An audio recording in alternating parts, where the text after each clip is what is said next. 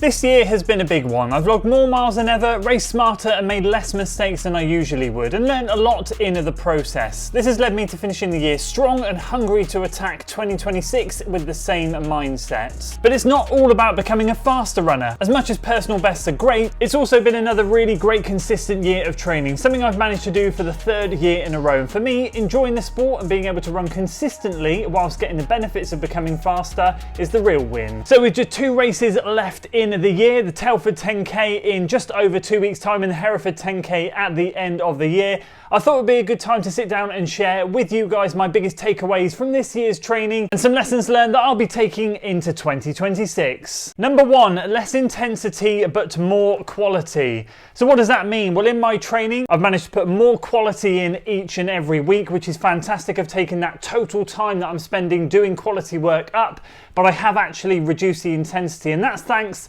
to the double threshold and single threshold approach that I've been taking.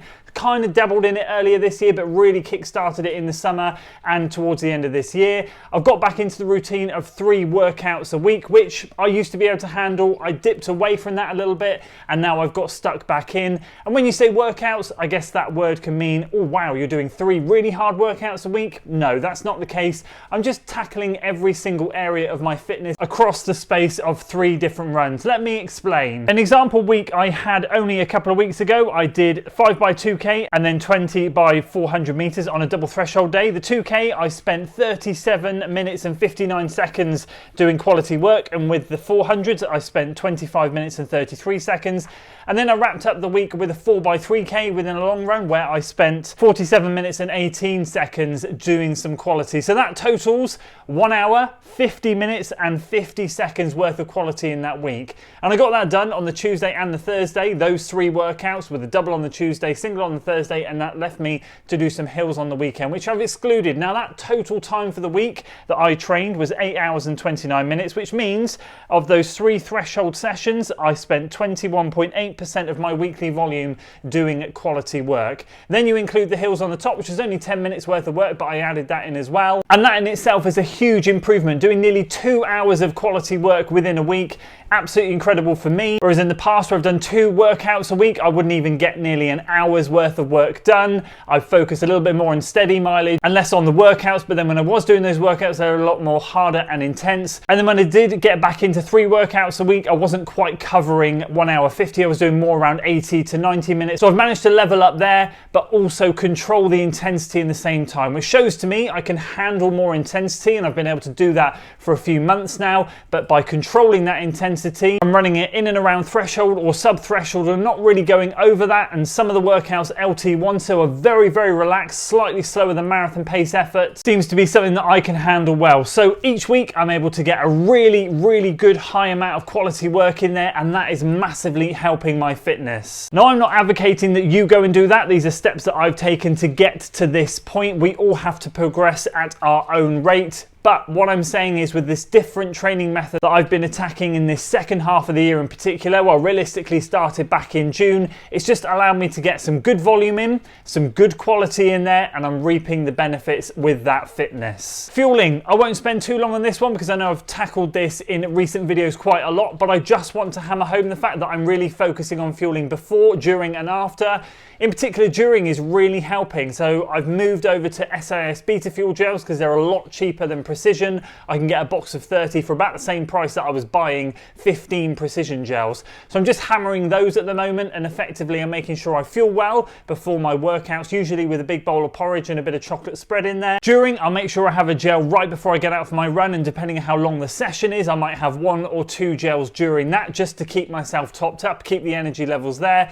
That then means that when I get home, I'm not craving sugar or any sweet treats. I'm feeling really good, and then I can eat something and want to eat something, most importantly, that's more nutritious for me and is going to be better for me in the long term. Fueling before, during, and after has been a massive game changer for me. I know so many more elite athletes do it. The science is proving that that's what we need to be doing, and having really focused on this for over 12 months now, it's been an absolute game changer for my training. I can squeeze more out of my training, feeling good doing it, and being able to recover well off the back of it. Number 3, mobility. This is becoming as important for me, if not more important than strength actually, especially in the glutes and hips area, as I'm the type of person that sits down for most of the day with the job that I do. Whether it's editing YouTube videos or doing my actual work, either way, I'm sat down a lot. So mobility has been absolutely key for me this year, especially just keeping on top of the volume that I'm doing now, and of course the extra intensity that I'm throwing in there. It just means that I need to look after my body a bit more. And as I said, opening up the hips, doing a variety of dynamic movements, sitting down and holding a deep squat for a long period of time, whatever it takes for me to open up the hips and keep my legs feeling good,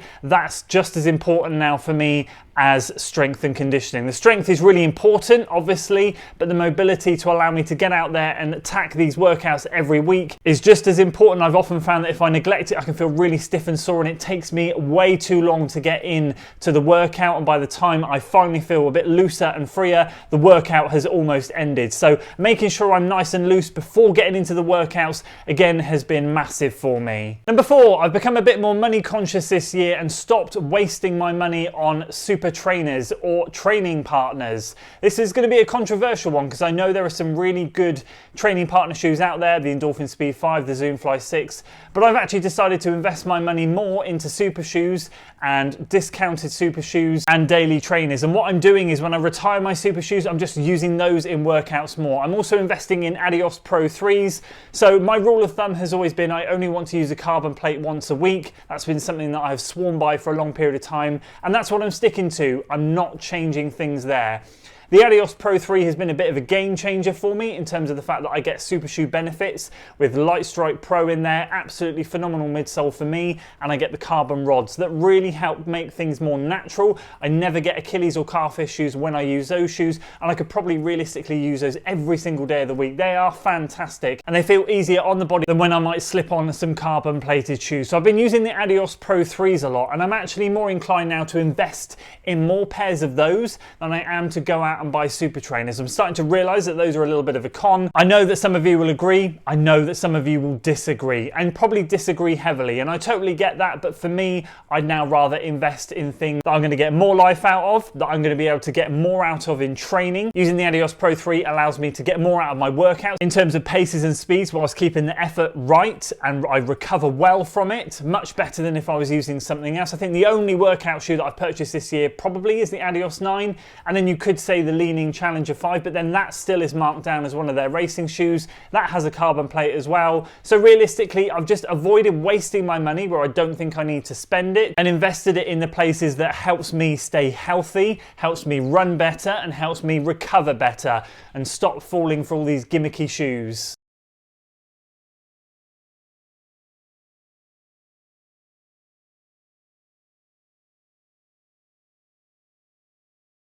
And finally, I've really dialed in my routine for my races, including my nutrition leading up to that. So I always get to the start line now, and I think to myself, if I've paid my entry fee, I want to get there and not give myself any excuses to have a bad race, other than if I'm out there and the weather conditions are bad, or if I get injured in the process. The amount of people I speak to that say, oh, I didn't have a great race today, maybe I didn't fuel too well the day before, maybe I didn't do this. And I just think to myself, if you're paying the money to get to a race and you're entering it because you want to give it a good go, if you're taking it casually, absolutely fine, completely different ball game. But if you are going there to run fast and try and get a personal best, why are you not making sure that you are in the best possible shape in terms of nutrition wise for that race day? If you know what works for you the day before and a couple of days before, like for me, cut out fiber 72, 48 hours before the race, eat plain foods and eat a good amount of it, I know that I'm going to feel good on race day. My stomach is not going to have any issues. I'm not going to have any worries about going to the toilet mid-race or anything at all. For me, it's super important to get there and alleviate any of those worries that could be in my mind, and the only thing that can be on my mind on race day is to go out there and run fast. That allows me to stay focused, locked in, and kind of attack that race as best as I can. If I get to that start line and go, oh, I've got stomach cramps, oh, this hasn't settled in very well, oh, I didn't do this, then mentally you've lost before you've even started the race. So I've really locked in on rinsing and repeating the same stuff that I do the day before and the prior day to that before the race, so that I know that when I turn up, I'm not wasting my money, I'm going to get there and I'm going to be able to race as best best as I can, barring a disaster. So hopefully what you can take from this is that I have maximised or am maximising my training in terms of the intensity load and keeping roughly the right amount of easy to hard ratio. However, I am squeezing more out of myself than I have in the past. I'm keeping on top of that with the mobility, and I'm just leaving nothing on the table. I'm not allowing myself to have any excuses when I do rock up to race day. I do look after myself well with the strength and the mobility work, and as I said, I'm not wasting my money now on these shoes that I don't think really are going to be beneficial for me personally. I know that's going to be different for you, and I know there are some really great trainers out there for you to work out in. The Evo SL is probably the exception to the rule, but again, I use that more as a daily trainer and a variety of runs. I was using it for easy stuff as well as everything else in between, including speed. I've just decided not to buy any dedicated speed workout shoes this year and utilize older racing shoes and really invest in a few pairs of Adios Pro 3. And as always, I'd love to hear from you guys. What are the things that you have really learned this year? What are you going to take from this year that you are going to carry into 2026? And what do you want to leave behind in 2025? What hasn't worked for you, or what really has worked for you? It'd be great to hear how your running journey's been this year, and if you're on the up, or if you've had a really tough year, what changes are you going to be making and moving into next year? It'd be great to hear your thoughts on this down in the comments. And something also that's really helped me this year in particular is the long runs, really focusing on those. I've done a few videos on those, so I'll make sure I leave a link to a long run video here so you can check that out. If you do some of these over winter, you're going to massively feel the improvements going into next year. And hopefully I'll see you over there.